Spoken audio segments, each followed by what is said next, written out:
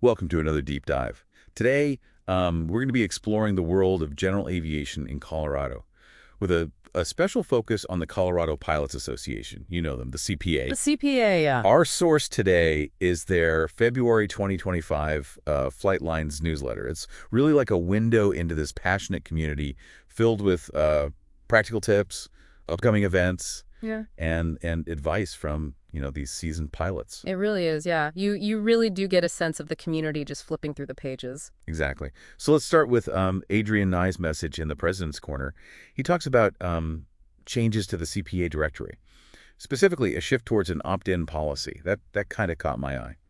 Yeah, it's an interesting move, likely prompted by, growing concerns over data privacy and the potential misuse of pilot information, particularly by, groups opposed to airport activities. Yeah.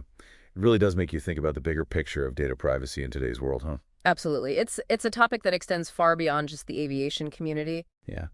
Nye also mentions the formation of a new group activities committee. It seems they're aiming to broaden their scope beyond just flying events. Yeah, they're planning visits to air traffic control facilities, tours of aviation businesses, and of course some good old-fashioned social gatherings. It's a great way to build camaraderie and connect with fellow aviation enthusiasts. Yeah, definitely. And speaking of events, March is shaping up to be a busy month for aviation in Colorado. Denver will be hosting two major gatherings, the Redbird Migration 2025 conference, which is focused on flight training, and the Women in Aviation International Conference. Yeah, the CPA will be actively involved with both events. They're even looking for volunteers to staff their booth at the Women in Aviation conference, especially those who are, already planning to attend. That's a great way to support the CPA and connect with other aviation professionals. Now, let's take a look at the CPA NOTAMs section. It's always packed with valuable information. We've got updates on ongoing work at Boulder Municipal Airport, KBJC, including some runway closures pilots should be aware of. It's crucial for pilots to stay informed about airport conditions and potential disruptions. Safety is always paramount. Couldn't agree more. There's also a reminder about the Women in Aviation Conference and the release of the Colorado Division of Aeronautics Annual Report. For those who need updated airport directories and charts, they're available in both physical and electronic formats. Those are essential tools for any pilot navigating the Colorado airspace. Absolutely. Now, for those itching to get out and experience some aviation action, the newsletter has a packed CO Aviation Events brief section. There's something for everyone. The CPA Board of Directors meeting is open to all members. Wings Over the Rockies is hosting a parent-family info night, and Centennial Airport will be holding a community noise roundtable. That noise roundtable could be particularly interesting for anyone living near an airport. Yes, it's important to stay engaged in conversations about, balancing aviation activity with community concerns. Agreed. And for those who love a classic aviation tradition, there's a breakfast fly-in at Centennial Airport, Kappa. Who can resist pancakes and airplanes? It's a great way to start the day. Connect with fellow enthusiasts and just enjoy the camaraderie of the aviation community. Now, this next part really caught my attention. There's a piece on the Summers Air Park, KGWS, where a new board of directors has been elected. They're bringing a lot of energy and enthusiasm to this smaller air park. It's fascinating to see the impact a dedicated group can have. They've outlined an ambitious plan for the year, including an airport layout plan, Young Eagles rallies to introduce young people to aviation, pavement work, restarting their EAA chapter, and even an aviation expo. It really highlights how smaller airports can be vibrant centers of activity and innovation. And it underscores the importance of community involvement in general aviation, don't you think? Absolutely. General aviation thrives on passion and community spirit. Okay, you ready for some adventure?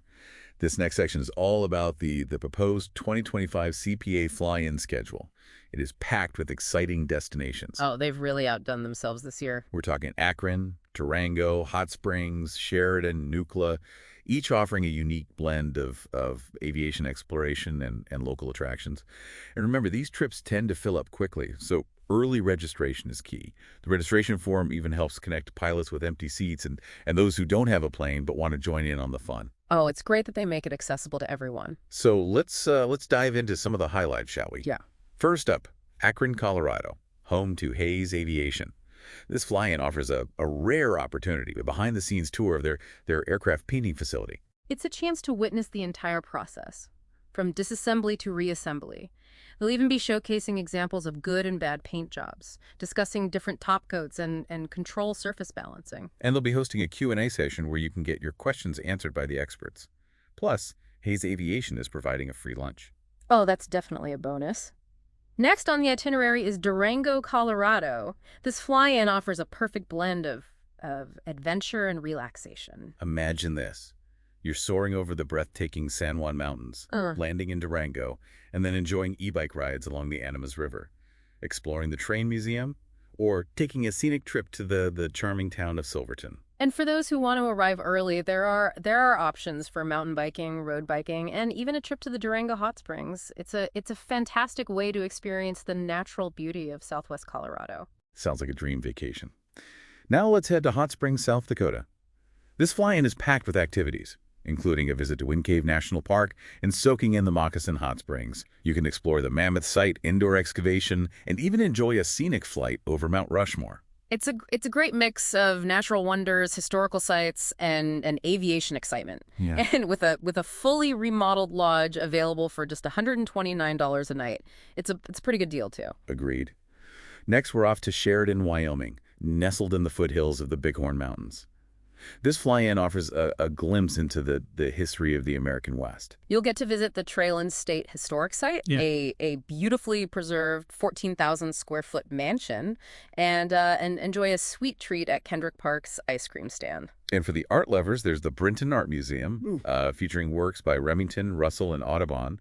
And to top it all off, dinner at the oldest dude ranch in America. It's a fantastic opportunity to experience the beauty and history of Wyoming, and with affordable accommodations at the Sheridan Best Western Hotel for just $109 per night. It's a great value. Okay, for our last fly-in preview, we're heading to Nucla, Colorado.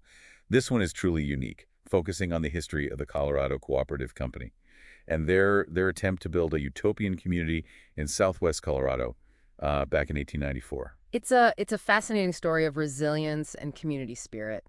These families escaped tyrannical landlords in Denver, crossed the Rocky Mountains, and carved out a new life for themselves in a challenging environment. You'll get to visit old bitch camps, the historic town of Pinyon, and learn about their incredible feat of engineering, building an 18-mile irrigation canal. It's a reminder that even in the face of adversity, people can come together to achieve extraordinary things. Absolutely. Now, before we move on to the next section, I want to ask you, after hearing about all these incredible fly-in destinations, is there one that particularly sparks your interest? They all sound so amazing. It's tough to choose just one. I know, right?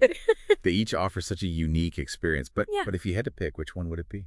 Well, after hearing about the history of the Colorado Cooperative Company, I'm really intrigued by the Nucla fly-in. That story of families banding together to create a new life in such a rugged landscape is truly inspiring. That's a great choice. I think the Nucla fly-in is a hidden gem on this list. It's not just about the aviation.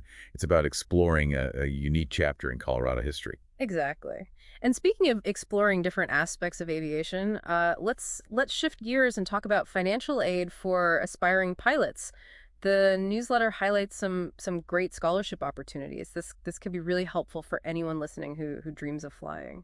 Absolutely. It's fantastic to see so much support for aspiring pilots.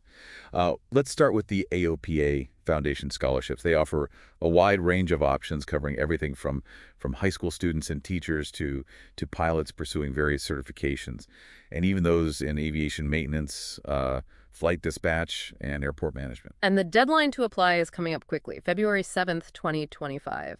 The best part is that one application covers all eligible scholarships.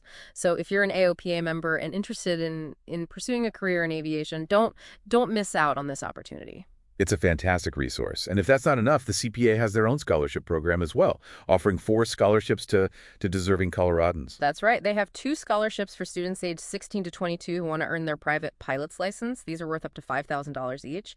And they also have 2 Emily Howell Warner scholarships, also worth $5,000 each for female pilots pursuing advanced ratings like instrument, commercial, or multi-engine. It's amazing to see them honoring Emily Howell Warner's legacy.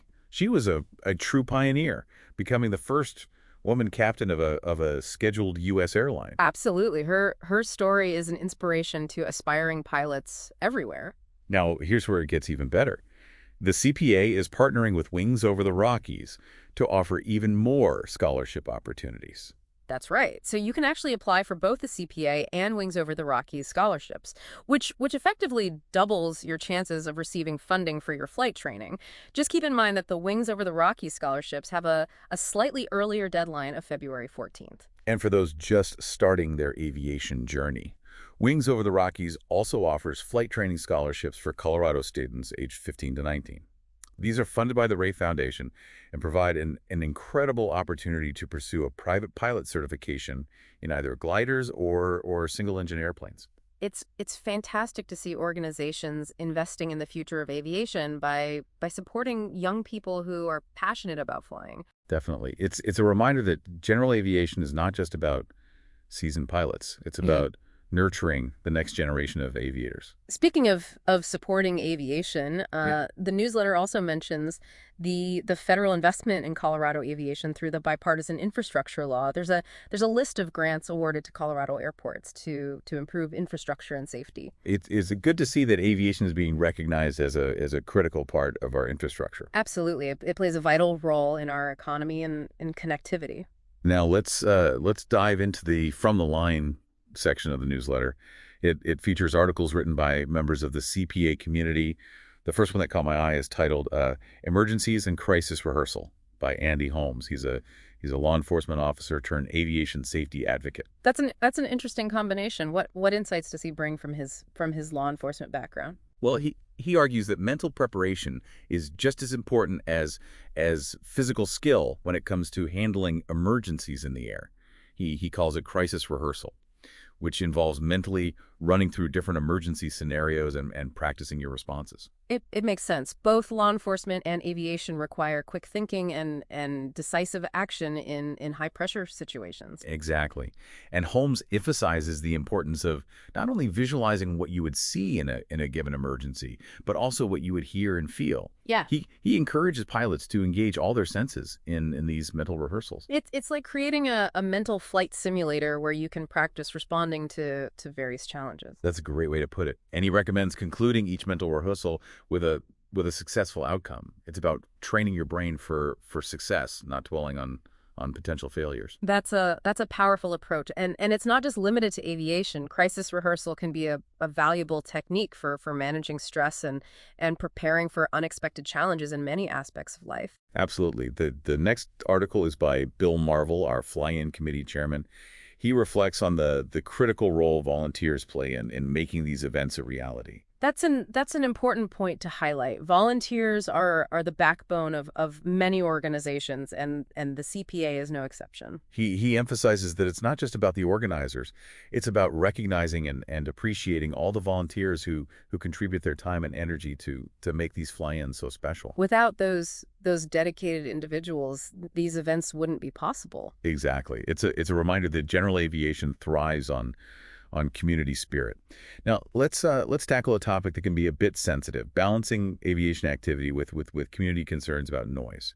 Adrian and I shares an email exchange he had with a homeowner named Brenda, who was understandably upset about the noise from flight training activities near her home. This is a challenge many communities face, especially with the growing popularity of aviation and increased air traffic. Nye's response is insightful.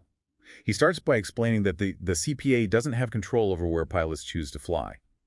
He then points out that practice area boxes, which are designated areas where pilots can practice maneuvers, are actually designed to enhance safety by reducing the risk of mid-air collisions. That's an important point to clarify. These practice areas aren't just arbitrary. They serve a crucial safety purpose. Exactly. Nye also acknowledges that increased pilot training activity is contributing to the overall increase in air traffic. Yeah.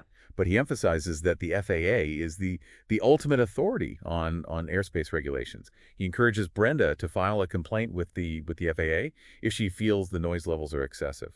It sounds like he's trying to strike a balance between addressing her concerns and explaining the complexities of managing airspace. He also suggests that she reach out directly to the aircraft owners or flight schools to discuss her concerns.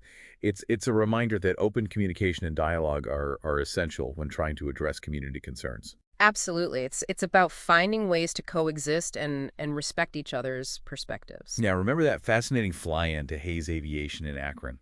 where we get a behind-the-scenes look at their aircraft painting facility. Well, Bill Marvel gives us a sneak peek at what we can expect during the tour. I'm really looking forward to that one. Me too.